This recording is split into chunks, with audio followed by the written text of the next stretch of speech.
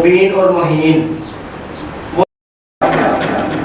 उसमें जो मुझे कहते थे कि हाइट छोटी है। तुझे सोच भी नहीं सकते कि कुड़ी मैंने मैसेज करेगी। नंबर आपने वहीं से चोरी किया था भाई? नहीं, वो इन्होंने मुझे ऑनेस्टली पढ़ा सिंपल। एक मशहूर जोड़ी जो कि आजकल बहुत इन है मीडिया में, मुबीन और मुहीन, गोद में उठा लो, बच्चे का क्या काम है? और बैंक मैनेजर हैं और मम्मा मेरी वैसे तो डेथ हो गई है उनकी, तो वैसे वो हाउसवाइफ थी। वैसे मैंने बीएस साइकोलॉजी किया हुआ है। असल में ऐसा है कि मेरी फील्ड मेडिकल वाली थी और मैंने एफएससी प्री मेडिकल पढ़ा था कि मैंने आगे एमबीबीएस करना था, लेकिन तब भी मेरी मामा की तबीयत नहीं ठीक थी, तो वो मेरे इतने अच्छे ग्रेड्स नहीं आए थे कि मैं एमबीबीएस कर सकूं।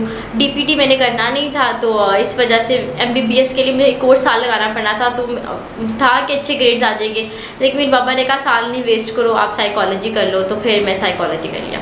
होता है अब्बाओं को बच्चियों से प्यार होता है। अच्छा, चारों जान है उनकी। जी।